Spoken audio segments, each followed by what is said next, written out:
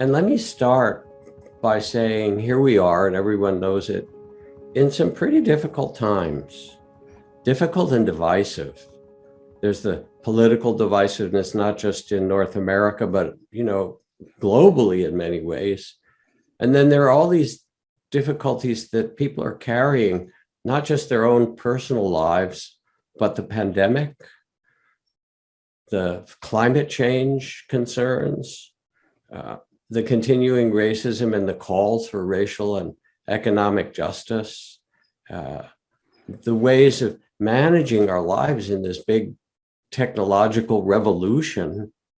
And people come to us as therapists and healers and helpers and professionals with their personal difficulties and also with what they're carrying in their hearts, the images of the wars, the concerns that they have. And so when we begin to talk about mindfulness and therapy, we really begin to talk about how do we respond and what does mindfulness and compassion training and so forth do? How does it work? How might it be beneficial to us as healers and therapists and to the people that we work with? So I'll just raise that as a kind of opening question. And I wonder, are you seeing, as I am, the increasing level of anxiety or depression among many people? Yeah, absolutely, Jack. Well, I think you're inviting us to reflect on this moment in our human history that we're all living in, which some people have used the acronym VUCA, VUCA, for how volatile things are, the V, how uncertain, the U, how complex, meaning small things that happen at one time lead to large and very difficult, if not impossible to predict outcomes. That's complex. And ambiguous, A, means even if you spent all your time studying everything going on, you still wouldn't know what it means. So these VUCA times do present us with an intense challenge. And in therapy, I have been seeing with my clients, my patients, a huge amount of anxiety, a huge amount of depression and basically despair. I wouldn't even call it a clinical condition of depression so much as an emotional response of the meaning, the feeling, the sense of helplessness and dysphoria that arise. And so, I think many of the things that you and I have talked about in our teaching together and that I've learned directly from you as it's transmitted through contemplative practices are actually directly relevant to what psychotherapists are being asked to do specifically, and more generally, what humanity is being asked to do in terms of developing resilience, meaning the capacity to respond to a challenge with what Carol Dweck might call a growth mindset. So rather than seeing these challenges as threats that will overcome us, we see them as opportunities to learn more and a challenge that we can not only grow individually from, but even grow more collaboratively together, and so there's... Yeah. And here we are in our profession as therapists and healers and helpers.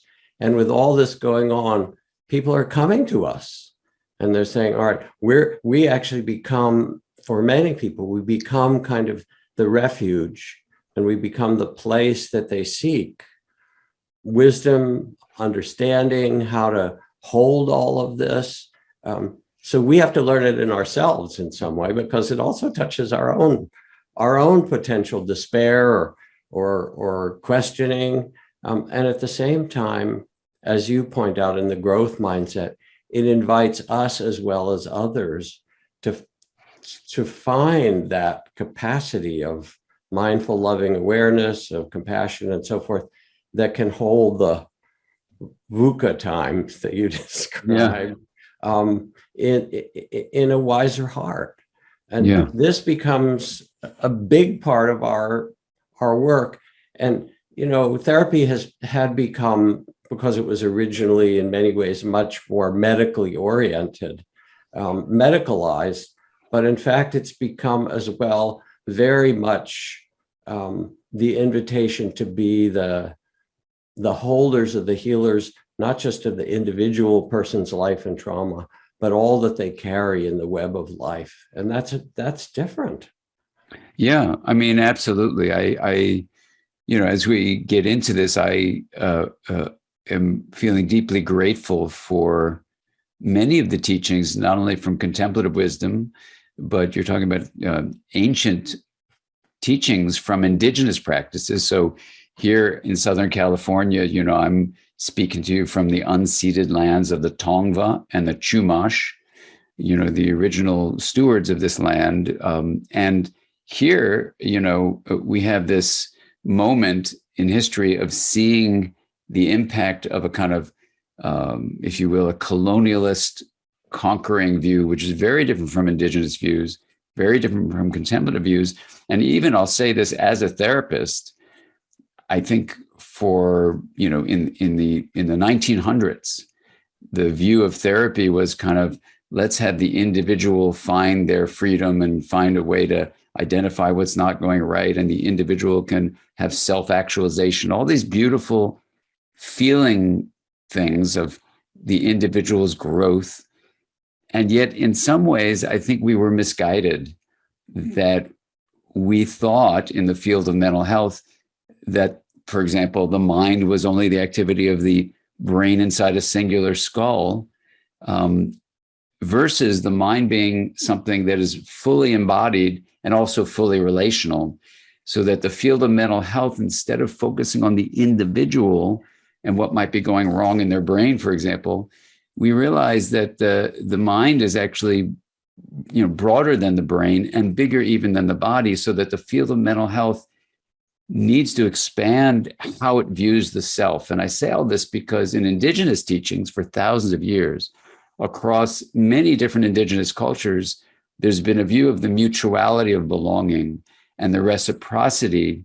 And as Robin Wall Kimmerer beautifully says in her book, Braiding Sweetgrass, in the Potawatomi Nation, of which she's a part, yes, you have to identify your individual gifts, but you give them for the greater good. And in the same way, what I've learned from you, Jack, is that in contemplative practices, for example, in Buddhist scholarship and deep contemplative wisdom, there's a realization that there's a relative view of, yes, you have a self in the body, but there's a universal view of the much larger picture.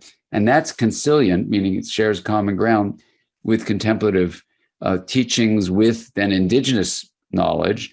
So then you go, well, what's a scientific view of that? We can get into it. But as a scientist and a therapist, what I've been working on is trying to find a way to say, look, indigenous teachings, contemplative wisdom, and now science is catching up with the thousands of years of those traditions, wisdom traditions, to say, here's what might be going on, and here might be the path forward.